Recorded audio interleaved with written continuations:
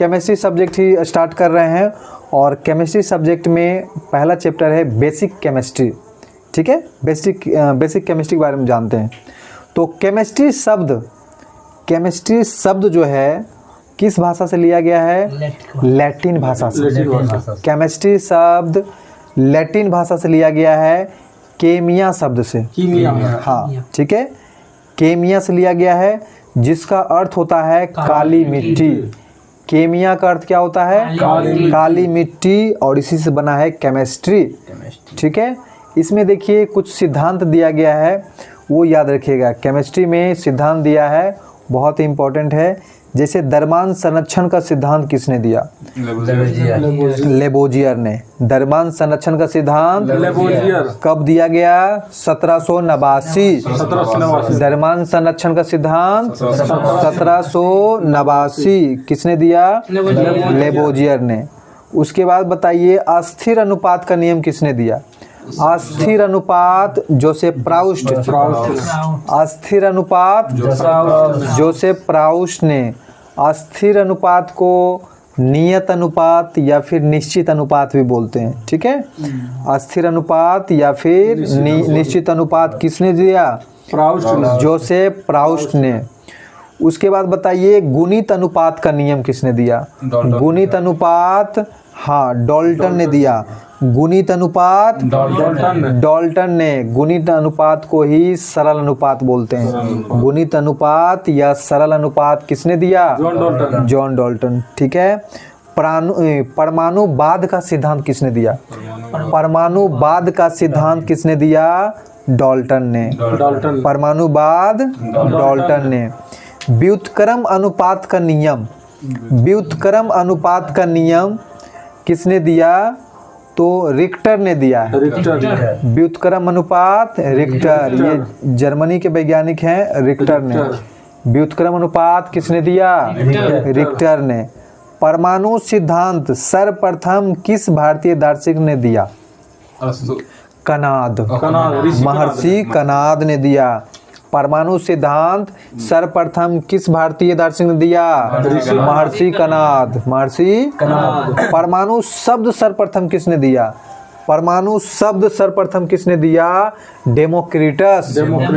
परमाणु शब्द डेमोक्रिटस। अब परमाणु सिद्धांत डाल्टन। परमाणु सिद्धांत सर्वप्रथम, अब परमाणु शब्द सर्वप्रथम डेमोक्रिटस। डेमोक्रिटस। उसके बाद देखिए परमाणुवाद का सिद्धांत किसने दिया? परमाणुवाद का सिद्धांत डाल्टन। ठीक है, तो परमाणुवाद का सिद्धांत डाल्टन। तो डाल्टन ने परमाणु के बारे में जो है प्रमुख तथ्य क्या क्या कहे हैं वो जरा सुनिए।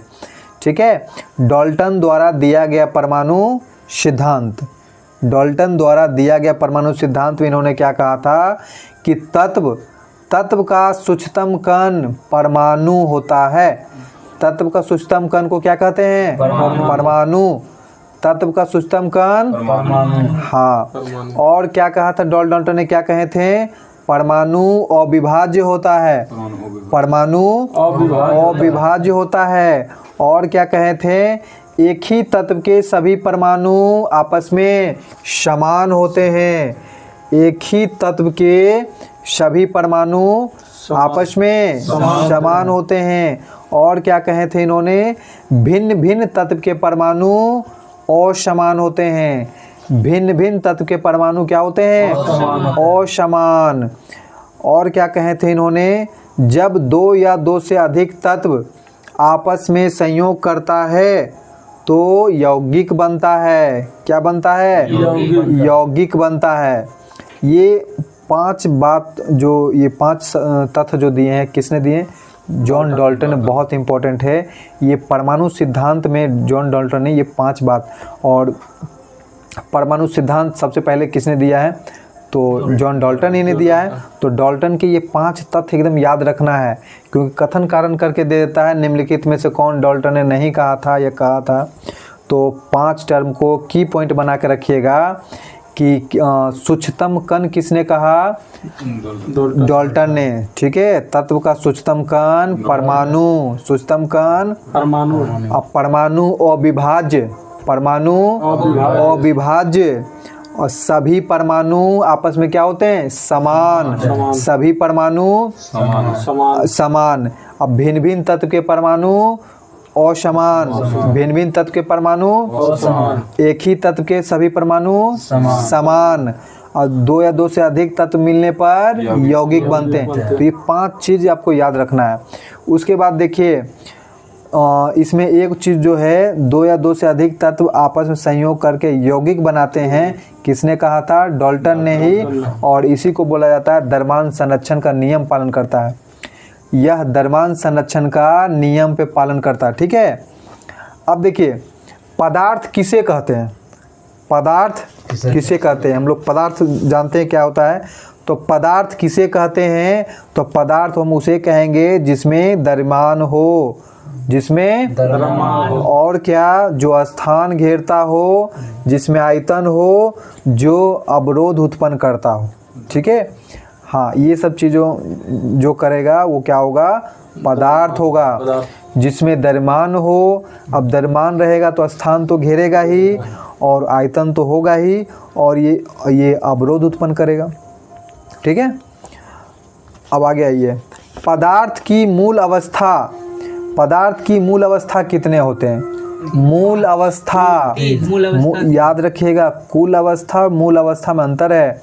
मूल अवस्था मतलब स्टार्टिंग में 3 ही अवस्था था, ठोस, द्रव, गैस। तो पदार्थ की मूल अवस्था 3, ठोस, द्रव, गैस। कुल अवस्था 5 है, कुल अवस्था 5 है। ठोस, द्रव, गैस के अलावे 2 और कौन है? प्लाज्मा और हाँ, बोस-आइंस्टीन कंडेंसेट, बोस-आइंस्टीन कंडेंसेट। तो प्लाज्मा और बोस-आइंस्टीन कंडेंसेट, बोस-आइंस्टीन कंडेंसेट को BEC भी बोलते हैं शॉर्ट में, BEC, प्लाज्मा और BEC। अब देखिए पदार्थ जो है, पदार्थ तो 2 अवस्था नया आया है। एक बोस-आइंस्टीन कंडेंसेट जो कि केमी अवस्था है, पदार्थ की 5वीं अवस्था। चौथी अवस्था कौन है? प्लाज्मा। पदार्थ की चौथी अवस्था प्लाज्मा। कहाँ और किस रूप में मिलता है? याद रखिएगा, सूर्य, तारा और मैग्मा के रूप में मिलता है। सूर्य और तारा में पदार्थ की चौथी अवस्था मिलता है प्लाज्मा। प्लाज्मा कहाँ मिलेगा? सूर्य और तारा में, सूर्य, तारा और मैग्मा में। सूर्य, तारा और मैग्मा में प्लाज्मा की अवस्था मिलती है। ठीक है, और पदार्थ की 5वीं अवस्था क्या है? Bose-Einstein condensate. अब सुनिए 3 अवस्था जो आपका है, ठोस, द्रव, गैस, ठोस, द्रव, गैस, तीनों एक दूसरे में चेंज कैसे होता है? तो ताप देने से तीनों एक दूसरे में चेंज हो जाता है, ताप के कारण। ठीक है, अगर हम बात करें द्रव को अगर गर्म करेंगे तो क्या बनेगा? द्रव को गर्म करेंगे तो वाष्प यानी गैस अवस्था। द्रव को गर्म करेंगे तो गैस अवस्था, और गैस को अगर हम ठंडा कर लेंगे तो क्या बन जाएगा? वही पुनः द्रव बन जाएगा। ठीक है, पुनः द्रव बन जाएगा। वहीं अगर बात करें द्रव को ठंडा कर लीजिए तो क्या बन जाएगा? द्रव को ठंडा करने पे ठोस बन जाता है, बर्फ बन जाता है ना। और अगर ठोस को आप गर्म कीजिएगा तो द्रव बन जाएगा। ठीक है, ये 5 अवस्था में काम करता है। टेम्परेचर देने पर हम लोग का 5 अवस्था इंटरचेंज होता है। ठीक है, जैसे बोस-आइंस्टीन कंडेंसेट जो होता है, इसको आप गर्म कीजिएगा, बोस-आइंस्टीन कंडेंसेट गर्म कीजिएगा तो ये क्या बनता है? ठोस बनता है। क्या बनता है? ठोस बनता है। और ठोस को गर्म कीजिएगा तो द्रव बनेगा, और द्रव को गर्म कीजिएगा तो गैस, और गैस को गर्म कीजिएगा तो प्लाज्मा बन जाएगा। गैस को गर्म कीजिएगा तो प्लाज्मा। ठीक है, उसी उल्टा अगर ठंडा कीजिएगा तो उल्टा बनेगा। सुनिए, तो पदार्थ की चौथी अवस्था को हम लोग क्या कहते हैं? हाँ, पदार्थ की चौथी अवस्था प्लाज्मा। ठीक है, तो सूर्य और तारा में कौन सी अवस्था पाई जाती है? प्लाज्मा। सूर्य और तारा में प्लाज्मा अवस्था पाई जाती है। पदार्थ की पांचवी अवस्था कौन है? Bose Einstein condensate. तो इस अवस्था को बताने वाले कौन बताए थे? Bose Einstein condensate. किसने बताए थे? तो हाँ, तो दो महान वैज्ञानिक थे, एक आइंस्टीन थे और सत्येंद्रनाथ बोस। ठीक है, आइंस्टीन और सत्येंद्रनाथ बोस। पांचवी अवस्था को कौन बताए थे? सत्येंद्रनाथ बोस और आइंस्टीन। हाँ, अब सुनिए, ठोस द्रव गैस की प्रमुख विशेषताएं। ठोस द्रव गैस की प्रमुख विशेषताएं क्या है? ठीक है, तो सुनिए, अंतराण्विक स्थान। अंतराण्विक स्थान मतलब ठोस द्रव गैस में स्थान, पार्टिकल्स, कण जो होते हैं, वो कणों के बीच जो स्थान, उसको हम अंतराण्विक स्थान बोलेंगे। तो सबसे कम स्थान किस अवस्था में होता है? ठोस में सबसे कम अंतराण्विक स्थान होता है। उसके बाद द्रव में, उसके बाद गैस में सबसे अधिक अंतराण्विक स्थान होगा। गैस में सबसे अधिक अंतराण्विक स्थान, अणुओं के बीच की दूरी करने वाला। हाँ, ठीक है, कण के बीच की दूरी, उसके अंतराण्विक स्थान हो गया। दूसरा इसकी विशेषता है अंतराण्विक बल। तो कणों के बीच जो बल लगता है वो अंतराण्विक बल होता है। तो अंतराण्विक बल सबसे ज़्यादा किस में होगा? तो जो जितना पास होता है उसमें उतना ही ज़्यादा अंतराण्विक बल लगेगा। तो ठोस में अंतराण्विक बल क्या होगा? ज़्यादा, क्योंकि ठोस में कण सबके पास होते हैं। तो अंतराण्विक बल ठोस में सबसे ज़्यादा होता है। ठीक है, और सबसे कम अंतराण्विक बल किसमें? गैस में, क्योंकि दूर दूर उसके कण होते हैं और द्रव में मध्य में होते हैं। ठीक है, तो अंतराण्विक बल अगर पूछा जाए तो सबसे ज़्यादा किसमें? ठोस में। सबसे ज़्यादा अंतराण्विक बल ठोस में, उसके बाद द्रव में और सबसे कम गैस में। उसके बाद तीसरा विशेषता जानिए, घनत्व। घनत्व मतलब समझ रहे हैं, नाम से पता चला, डेंसिटी, घनापन।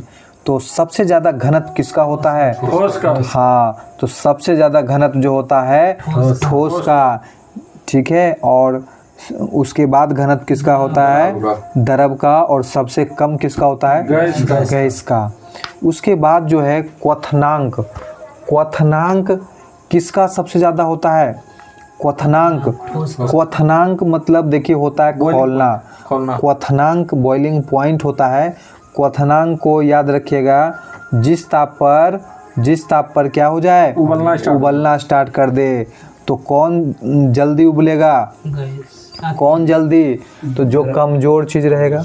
जो ज़्यादा ठोस है वो तो देरी से उबलेगा, यानी ताप वो ज़्यादा लेगा। तो क्वथनांक सबसे ज़्यादा ठोस का। क्वथनांक सबसे ज़्यादा क्योंकि वो ताप ज़्यादा लेगा खोलने के लिए।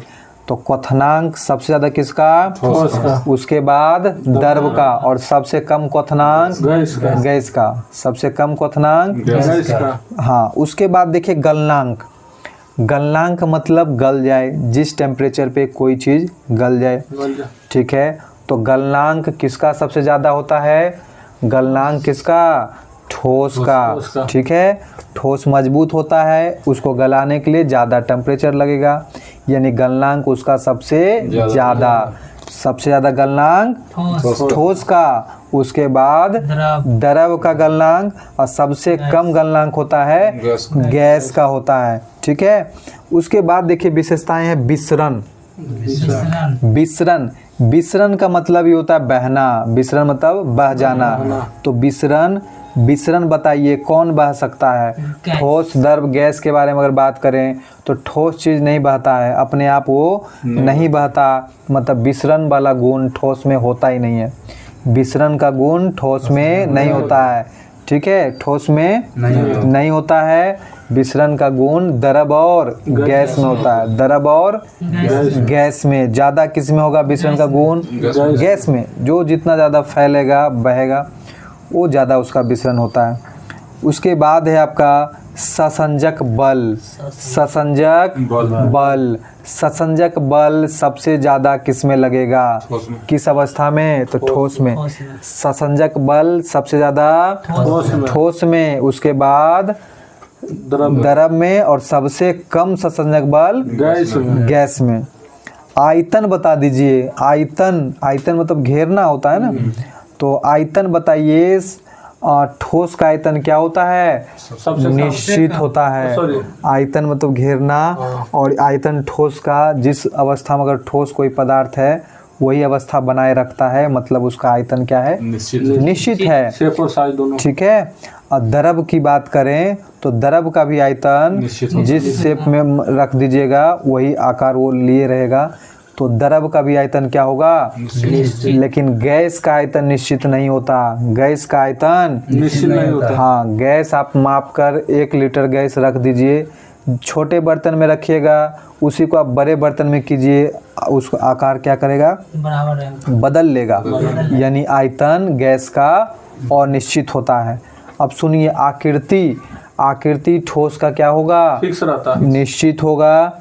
द्रव का आकृति क्या होगा, तो द्रव का आकृति चेंज होगा। 1 लीटर पानी आप नाप के रखिए, जिस जिस बर्तन में रखिएगा चेंज होते जाएगा, यानी आकृति अनिश्चित। ठीक है। और गैस का आकृति क्या होगा, तो गैस का आकृति भी अनिश्चित होगा। अलग अलग बर्तनों में गैस बदलने पर वो अलग अलग शेप ले लेता है, तो ये अनिश्चित होता है। संपीड्यता, संपीड या असंपीड, ठीक है। संपीड्यता, संपीड्यता किसको कहते हैं, संपीड्यता किसको कहते हैं, प्रेशर के साथ कम आयतन में जमा करना। संपीड्यता हम कहते हैं उसको, आसान भाषा में समझिए। संपीड्यता किसी चीज़ को आप दबा दिए और दबाने के बाद छोड़ने पर उसी अवस्था में आ जाए, वही है संपीड्यता। ठीक है। संपीड्यता क्या है, दबा देने पे दब जाए, फिर उसको छोड़ दीजिए उसी अवस्था में आ जाएगा, वो आपका संपीड्यता हो जाएगा। तो सुन लीजिए, ठोस का संपीड्यता नहीं होता, ठोस दबता ही नहीं है। ठोस कैसा होता है, तो असंपीड। ठोस क्या होगा, असंपीड, ठोस नहीं दबेगा। ठीक है। वहीं द्रव की बात करें, द्रव, द्रव लगभग असंपीड होता है, द्रव को भी नहीं दबाया जा सकता है। संपीड्यता की बात करें तो गैस में संपीड्यता, खासकर गैस वाला गद्दा पे बैठिए या कोई भी चीज़ गद्दा वाला बैठिए, अब देखते होंगे कि दबता है, फिर हटिएगा तो वही साइज में आ जाएगा। तो संपीड्यता किस में होता है, गैस में। अब कहिएगा द्रव को भी दबा सकते हैं, लेकिन वो नगण्य स्वरूप होता है, लगभग असंपीड्य होता है। ठीक है। तो असंपीड्य होता है और गैस संपीड होता है, और द्रव लगभग असंपीड। ठीक है, ना के बराबर, वो दबने वाले उसमें क्वालिटी नहीं होता है, तो उसको लगभग असंपीड ही माना जाता है। तो संपीड्यता, असंपीड्यता, ठोस में असंपीड्य होगा, नहीं दबता वो, और गैस जो होता है संपीड्यता होता है। ठीक है। आगे आइए, द्रव का आयतन निश्चित होता है। द्रव का आयतन क्या होता है, निश्चित होता है, परंतु आकृति अनिश्चित होता है। द्रव का आयतन निश्चित, आयतन क्या होता है, आयतन निश्चित होता है। द्रव का आयतन निश्चित होता है, परंतु आकृति अनिश्चित होता है। गैस का सुनिए, गैस का आयतन एवं आकृति दोनों क्या होता है, अनिश्चित। गैस का आयतन एवं आकृति दोनों अनिश्चित होता है। ठोस का आयतन एवं आकृति दोनों क्या होता है, निश्चित होता है। तो ये ध्यान रखिएगा, निश्चित और अनिश्चित कंफ्यूजन नहीं होइएगा। द्रव का आयतन निश्चित, परंतु आकृति अनिश्चित होता है। गैस का आयतन एवं आकृति दोनों क्या होता है, अनिश्चित होता है। ठोस का आयतन एवं आकृति दोनों निश्चित होता है। ठीक है। तो आज के लिए हम लोग ये क्लास इतना तक ही रखते हैं। नेक्स्ट क्लास में नेक्स्ट टॉपिक स्टार्ट करेंगे।